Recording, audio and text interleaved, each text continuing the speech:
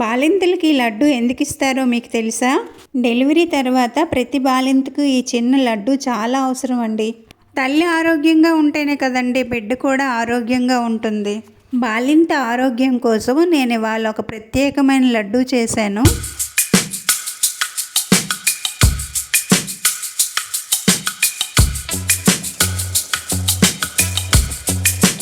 Hi అండి, welcome to my channel.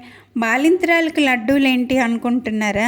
అవునండి, delivery అయిన తర్వాత బాలింతరాల శరీరం చాలా బలహీనంగా ఉంటుంది కదా.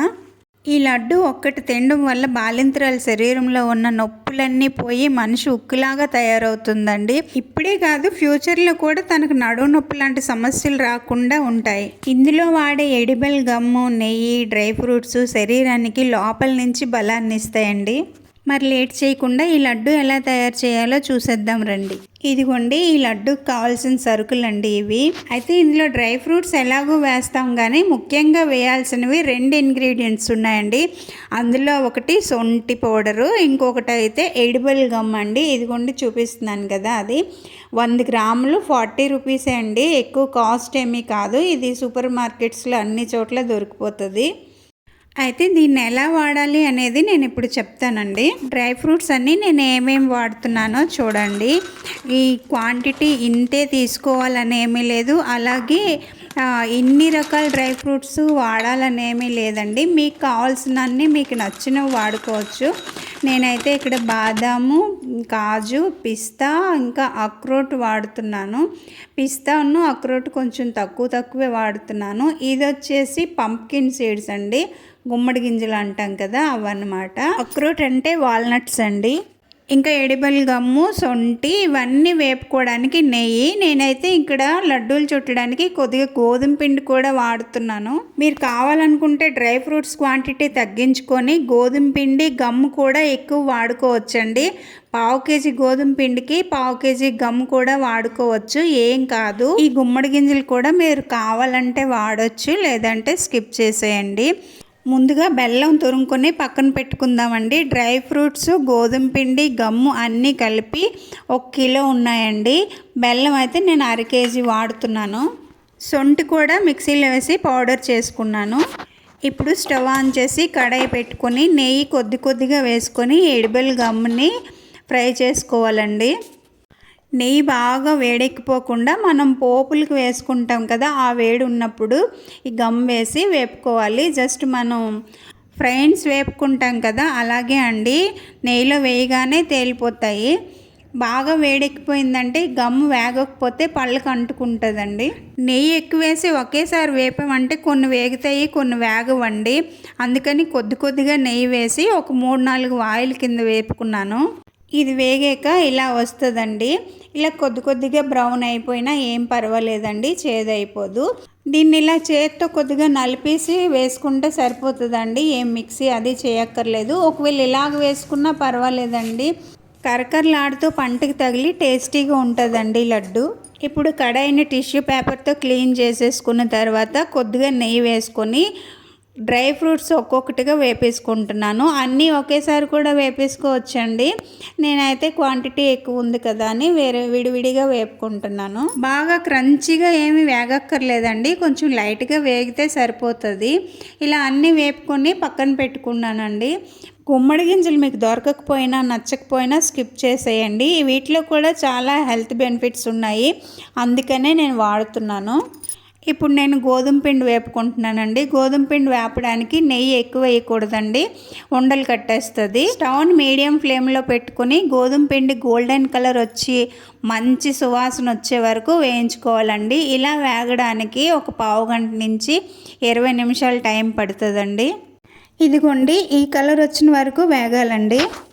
ఇంకా సొంటి పొడి ఒకటి ఉండిపోయిందండి, ఇది కూడా వేపేసుకొని, ఇందాక నేను జల్లించలేదండి, ఇప్పుడు కొంచెం జల్లించుకోవాలి, లేదంటే నలకల్లాగా ఉన్నాయి ఇందులో. ఇప్పుడు మనం వేయించి పెట్టుకున్న డ్రై ఫ్రూట్స్ అన్నీ కూడా మిక్సీ పట్టుకొని ఈ గోధుమ పిండిలో వేసుకున్నాను. డ్రై ఫ్రూట్స్ మెత్తగా కాకుండా కొంచెం బరగ్గా మిక్సీ పట్టుకుంటే అవి తిన్నప్పుడు పంటికి తగిలి టేస్టీగా ఉంటుందండి లడ్డు. గుమ్మడి గింజలు అయితే మాత్రం మిక్సీ పట్టలేదండి, అవి డైరెక్ట్గా అలాగే వేసేస్తున్నాను. ఇవన్నీ కూడా ఒకసారి కలిపేసుకున్న తర్వాత మనం గమ్ ఫ్రై చేసి ఉంచుకున్నాం కదా, దాన్ని కొంచెం చేత్తో ఇలాగ నలిపేసి ఈ పిండిలో కలిపేసానండి. ఇంకా అన్నీ ఈ పిండిలో వేసేసి శుభ్రంగా కలిపేసుకున్న తర్వాత నేను సొంటి పొడి వేయడం మర్చిపోయానండి. సొంటి పొడి కూడా వేసేసి శుభ్రంగా కలిపేసి ఇప్పుడు బెల్లం మనం తురుము పెట్టుకున్నాం కదా, కడాయిలో కొద్దిగా నెయ్యి వేసుకొని బెల్లం వేసుకోవాలండి. నెయ్యి ఎందుకు వేస్తున్నానంటే బెల్లం కడాయికి అంటుకోకుండా ఉంటుందండి, అందుకని కొద్దిగా నెయ్యి వేసి ఈ బెల్లం వేసి ఒక చుక్క నీళ్ళు వేసి కరగబెట్టుకోవాలి. ఇది పాకం ఏమీ రావక్కర్లేదండి, జస్ట్ కరిగిపోతే చాలు ఈ నీళ్ళు మరిగినంత వరకు. ఇలా కరిగించిన బెల్లాన్ని ఈ మిశ్రమంలో పోసేసి చక్కగా లడ్డూలు చుట్టుకోవడమే అండి. ఈ లడ్డు బాలింతరాలకి చాలా పౌష్టికతనిస్తుందండి. రోజుకొక లడ్డు తింటే చాలా మంచిదండి. టేస్టీగా ఉన్నాయని 2-3 తినకూడదు, వేడి చేసేస్తుంది. చూస్తున్నారు కదా లడ్డూలు ఎంత స్మూత్గా ఎంత జ్యూసీగా కనిపిస్తున్నాయి. మా వారు కూడా లడ్డూలు చుట్టడానికి నాకు హెల్ప్ చేస్తున్నారండి, అందుకే చిన్నవి పెద్దవి అవుతున్నాయి. నెయ్యి ఎక్కువేమీ పట్టదండి, గమ్ము డ్రై ఫ్రూట్స్ వేపడానికి మాత్రమే వాడాను. ఇందులో ప్రత్యేకించి వేయలేదండి. వేపడానికైతే 150 గ్రాముల వరకు పట్టింది. ఇందులో వాడిన డ్రై ఫ్రూట్స్ అన్నీ కూడా చాలా హెల్దీ అండి. చాలామంది అనుకుంటారు జీడిపప్పు ఫ్యాట్ అని, అందులో ఉన్నది గుడ్ ఫ్యాట్ అండి, మన హెల్త్కి చాలా మంచిది, బ్యాడ్ ఫ్యాట్ కాదు. ఫైనల్గా నా ఎడిబుల్ గమ్ లడ్డూలు అయితే రెడీ అయిపోయాయండి. బాగున్నాయి కదా లడ్డూలు, టేస్ట్ కూడా చాలా బాగా వచ్చిందండి. ఇప్పుడు ఎయిర్టైట్ డబ్బాలో స్టోర్ చేసేస్తాను. ఇంతకీ ఈ లడ్డూలు ఎవరి కోసం చేస్తున్నానో మీకు చెప్పలేదు కదా. మా కోడలు డెలివరీ అయ్యిందండి, పాప పుట్టింది, మా కోడల కోసమే ఈ లడ్డూలు తయారు చేస్తున్నాను. డబ్బా పైకి వచ్చేసేయండి, మూత పట్టడం లేదు, ఇంకో డబ్బాలో వేసుకొని మా కోడలకు తీసుకెళ్ళి ఇస్తానండి. ఈ లడ్డూలు బాలింతలే కాదండి, మనం కూడా తినొచ్చు, చాలా హెల్దీ.